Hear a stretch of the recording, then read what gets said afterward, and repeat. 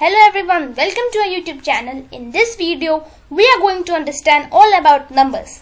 So as we know, the numbers are used in maths for doing to carry out different sums, to carry out different expressions and all, and also to count different things.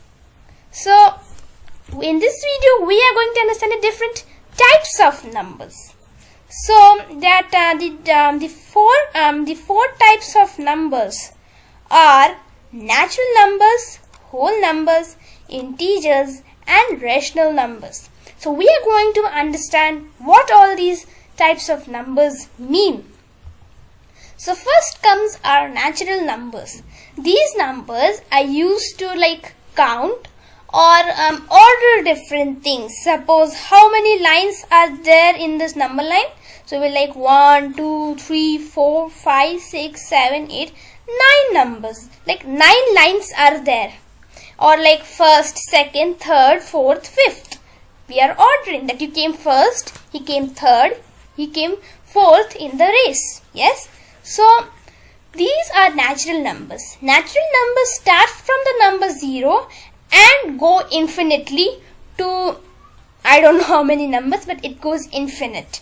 So from 1 it goes infinite. So these are natural numbers. If we say that count, what you will do? You will say 1, 2, 3, 4 and go till this area to stop.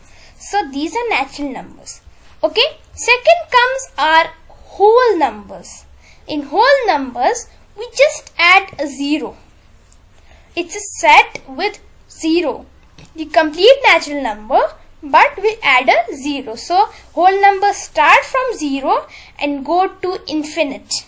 Yes. So this is what whole numbers are. If I say that to you to count, you will not say 0, 1, 2, 3, 4. No. You will say 1, 2, 3, 4. That comes naturally. Whereas whole number is a complete set of numbers with 0. Next comes our integers. Integer are a set of counting numbers which along with 0 and that can be written without a fractional component. We don't need fractions to represent these numbers. Yes. And they have positive and negative. So these are integers. So positive integers and negative integers. As we know that 0 is neither positive nor negative, keep that thing in mind that 0 is not a positive number nor a negative number. Just keep that in mind. It's a very important thing in maths. So integers have a complete set of numbers on which on the right side we have positive, whereas on the left side we have negative. So if I say that -2 is bigger or 1 is bigger, so 1 is bigger because it stands on the right side of the number line.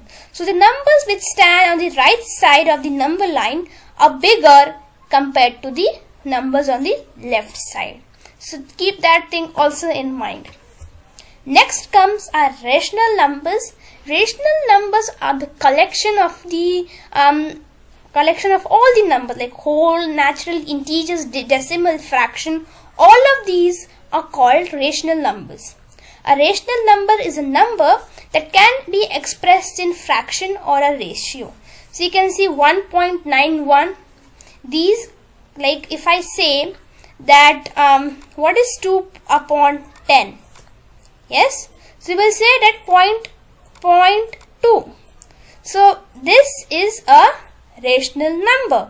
I can express 5 on a number. If I say express 5 in fraction, what you will say? 5 upon 1. So this is what is in fraction. That is how we can say these are rational numbers, because we can express them in fraction or a ratio. That's what rational numbers are. Side by side, the complete opposite thing of rational numbers are irrational numbers. These are type of real numbers, but they cannot be cannot be represented as a fraction or a ratio. For example, pi. Now, why can't we show a pi on in a decimal form or a fractional form? Because they extend up to infinity. We don't know when they will stop. So until we not know the ending point, we can't form a fraction. If we will get to know the ending point of a pi, then we are able to make a fraction or a decimal out of it. Okay. The second comes the square root of 2. The square root of 2, or the square root of 2 is also extends up to infinity and it never ends. Thus we say like it starts from 1.4 and it gets infinitely, so we are not able to like make it into a fraction. Yes. Next comes the square root of 5. So it also extends up to infinity. Whereas e is also an infinite number, it cannot be expressed in fractions or ratio. So these are some of the examples which are irrational numbers. And sometimes when we divide numbers, we get irrational numbers. And people say, how is that possible? That's possible. Let's take an example that if we are said to divide 50 by 3. Okay, let's say like that. So 50 divided by 3 is said. So what you will do? First, like you will go, I'll just write it down. So we are doing 3 divided by 50. So I'll just erase it again and just show you in a legible form. Okay. So let's say you said 3 divided by 50. That's your thing. Okay, you're okay with that. Now we'll have to first we'll go the 3 ones are 3 because 3 2s are 6, so that's bigger. So 3 ones are 3, which gives us 2. We'll just minus, right? Then you would be doing division till now. So then we'll just drag the 0. It gives us 20. Now we'll go with 6. 3 6s are 18. Yes. Tables. Yes. Try to minus. We'll cut. This will become a 10, and this is now 1, which gives us 20 again. Okay, 2. Sorry, it gives us 2. Now if we add a decimal point, like you can end here, but as we are in 8th grade, so 8th, 6th and 7th grade, we will not end here. We'll add a decimal point which gives us a 0 here again, which makes it as a 20. We'll again go with a 6. Yes, sorry for my 6, but we'll go again with a 6, and we'll again write either 18, then we'll again get 2, then we'll again write a 6, then it's in decimal, so we are at 0, then we again go with the 6, then it's at 20. I'm out of space.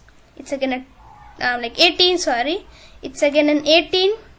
Yes, and it goes and goes and on. Yes, because it's an irrational, we are again and again getting the same number again and again. So it's an irrational, like 16.66666. It's infinite. It's infinite. We have no end to 16.6666666. It's an irrational number. So you can also write here 50 divided by 3 as an example of an irrational number, because you are obtaining an irrational numbers. Try out with different things, like different numbers, and drop down in the comments of some of the irrational numbers with their answers. And that's how you will go, like just drop down, we'll just see, and so that you can discover more irrational numbers, because it's fun to do. So that was all in this video. So we talked about rational numbers, irrational numbers, natural numbers and whole numbers. These were the numbers, different numbers we talked about. In the next video, we are going to understand the closure property. In the next maths video, we are going to understand the closure property. So do subscribe to our channel and hit that notification bell so that you be notified with our videos. Thank you.